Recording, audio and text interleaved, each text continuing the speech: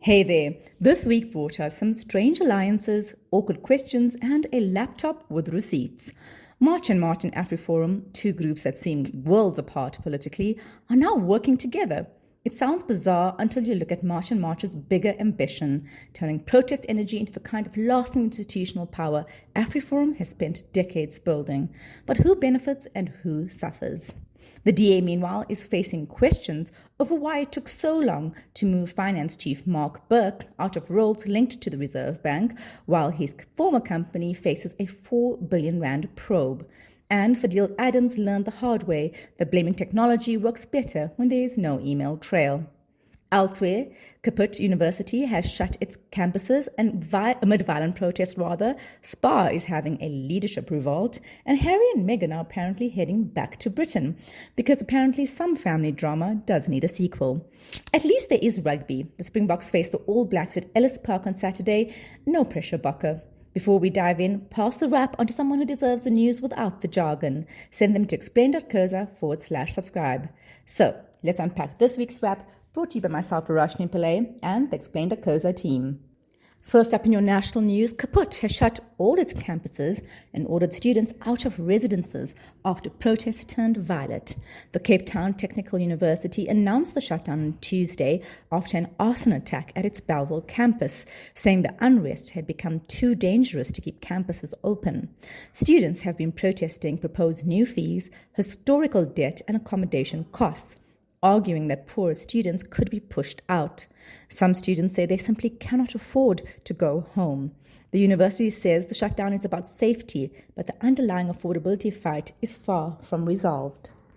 Fadil Adams tried to blame the laptop. The laptop had receipts. The National Coloured Congress leader claimed last week that he missed the Madlanga Commission's request for a statement late last year because of a faulty parliamentary laptop, leading to filing his affidavit at the 11th hour last week. Small problem, he replied just 11 days later following the original request. Retired Justice Mbuyiseli Madlanga produced the proof this week, and Adams admitted he misled the commission. He's also suspended from Parliament over a Facebook post exposing a DA staffer's personal details. His response, he's acting like a fool half the time. Ekurhuleni has been ordered to let hundreds of evicted residents return to the N12 informal settlement in Benoni. On Monday, the Gauteng High Court said around 570 residents and their families can return, and the city must provide temporary structures pending any appeals. They were evicted in May during an anti-Zamazama operation. Some had been relocated there by the city after a 2011 unlawful eviction. Judge Stuart Wilson called the conduct callous disregard for constitutional rights. The judgment makes a simple point. Residents of informal settlements still have constitutional rights. SPAR has lost both its chair and deputy chair after an extraordinary revolt from some of its own retailers. Mike Bosman and Shirley Zinn resigned on Monday, saying they had faced sustained personal attacks from SPAR retailers. In May, 1,300 independent SPAR store owners called for Bosman to go, blaming his leadership for declining performance, reputational damage, and a breakdown in trust. The turmoil follows CEO Angelo Swartz's resignation in February last year, while SPAR's share price has fallen from about 200 Rand in 2021 to just over 40 Rand now. The Springboks and All Blacks renew rugby's biggest rivalry at Ellis Park on Saturday. It is the first of 4 tests in New Zealand's first full tour of South Africa in 30 years. The All Blacks arrived 2 weeks ago, comfortably beating the Stormers, Sharks and Bulls, while the Boks have injury concerns over Siya Kolisi and Oxenchair. The last time the two met, South Africa smashed New Zealand 43-10 in Wellington, the All Blacks' heaviest test defeat ever. Few fixtures carry this much history. We're rooting for you, Bokke. Read our full article on Explain.Coza. In your international stories, Donald Trump's 15-point Gaza peace plan has hit a wall as Israel refuses to withdraw before Hamas disarms. Jared Kushner, Trump's son-in-law, met Hamas leaders in Cairo and Benjamin Netanyahu in Israel this week to push the deal. Hamas says it will disarm only after Israeli forces withdraw, while Israel still reportedly occupies about 60% of Gaza. A day after Kushner's visit ended without a breakthrough, an Israeli strike hit a crowded cafe in a Gaza City displacement camp, killing at least 6 people and injuring 14. Israel claims it was targeting Hamas commanders. U.S. immigration agents could soon be wearing gloves that deliver painful electric shocks.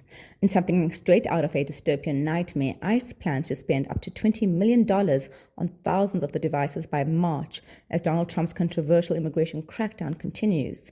The gloves look ordinary, but when a button is pushed, they use electrical pulses to cause sharp, localized pain and force compliance. While ICE calls them a de-escalation tool, human rights researchers are worried given ICE's history of assault and fatal shootings, including of U.S. citizens. Thieves have stolen 4 Renaissance masterpieces worth more than 1 billion rand from a Sicilian museum. Burglars struck during busy local celebrations, taking works by the area's 15th century master Antonella de Messina. 2 others were abandoned nearby.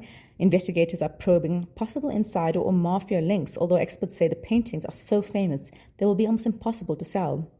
The heist follows a string of brazen museum robberies in Europe, including the Louvre jewelry theft. These heists expose major security gaps, including limited CCTV coverage and blind spots. Plot twist, Prince Harry and Meghan are reportedly moving back to Britain with Archie and Libet, their children. This is 6 years after leaving amid racism, security fears, tabloid scrutiny and family tensions, none of which has exactly vanished. Their US brand has wobbled after royal tell-alls, while they have struggled to find their place in American public life.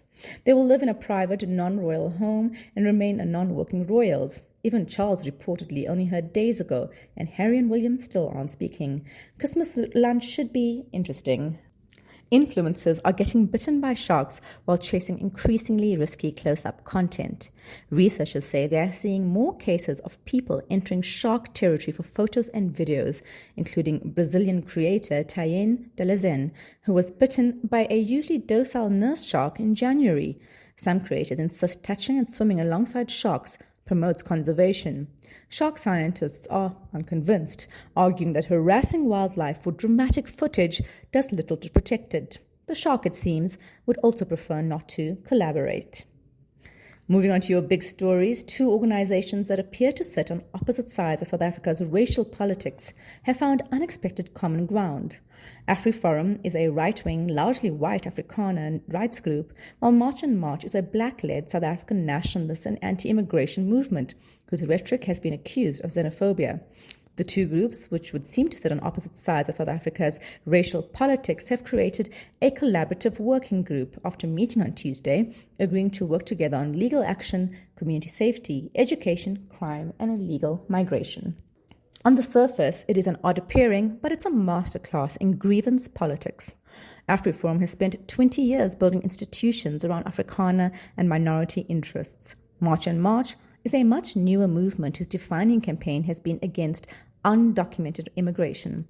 Just this week, it supported a march near the SADC summit in Durban, telling neighboring governments to fetch their citizens. March and March leader Jacinta Zuma has been quite open about what she sees in AfriForum, a blueprint. Earlier this year, she said her organization wanted to become an AfriForum for Black South Africans, complete with a legal advocacy arm, a foundation, and eventually its own schools. She has specifically said she wants to learn how AfriForum raises money and builds institutions.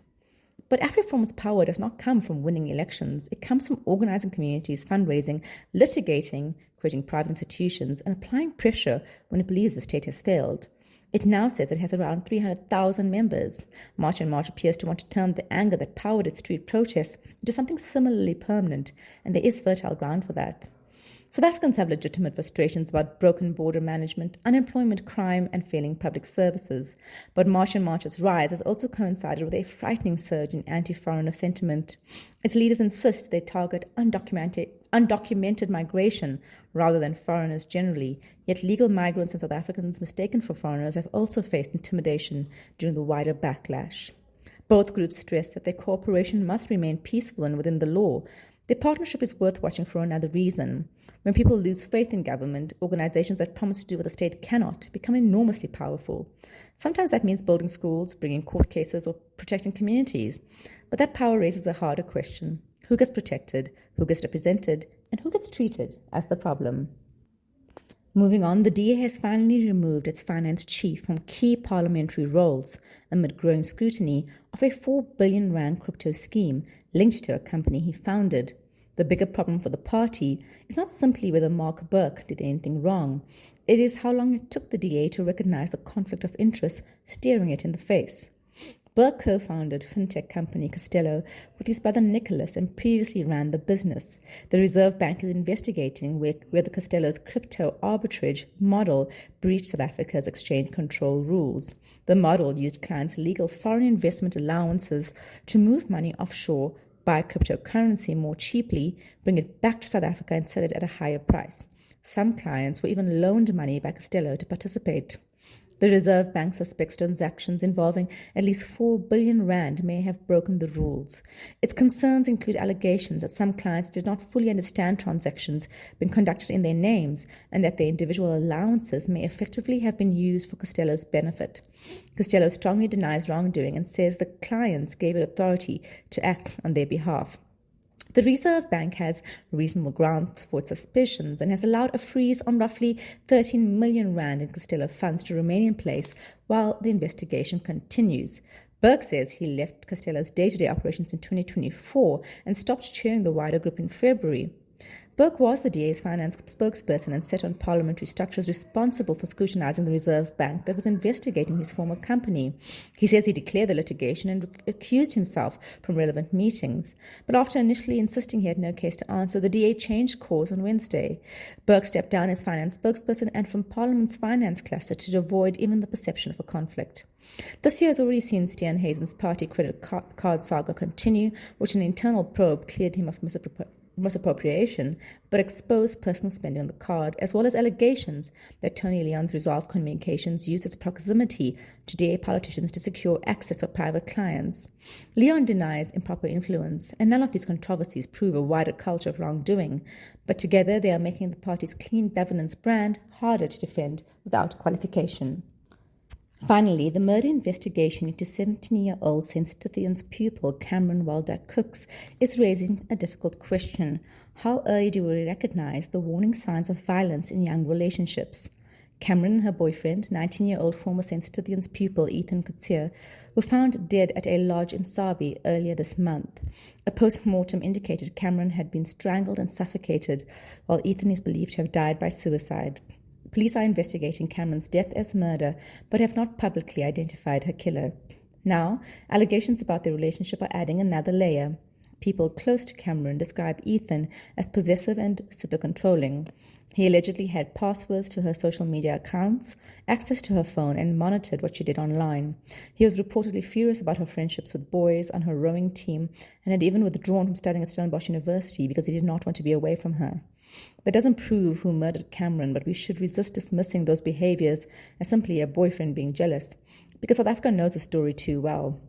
Last year, 16-year-old Sinovuyo Ntloya disappeared after leaving home to buy sugar in Wodela. Her body was later found buried under rocks, and her boyfriend was accused of murdering her. Then there are names that become national symbols of femicide. Karabo Mokoena, murdered by her boyfriend. Tsegofatse Pule, whose boyfriend was convicted of orchestrating her murder while she was 8 months pregnant. The details differ, but again and again, the danger comes from not from a stranger in a dark alley, but from a man already inside a woman's life. The SA Medical Research Council found that 60% of women murdered in 2020 to 2021 were killed by intimate partners, while fewer than 1 in 5 intimate partner femicide cases ended in a conviction. In November, South Africa went as far as to officially classify gender-based violence and femicide as a national disaster. The allegations fit behaviors experts commonly identify as coercive control, monitoring a partner's communications, restricting friendships, and demanding constant access. The issue is whether we recognize these warning signs early enough to intervene, rather than only naming them after a woman or girl has been killed. That's it from us at The Wrap, an award-winning product of Explain.co.za. Simple news summaries for busy people. Remember to share the love. Tell your friends to sign up at explain.co.za/subscribe. Till next time, goodbye from the team.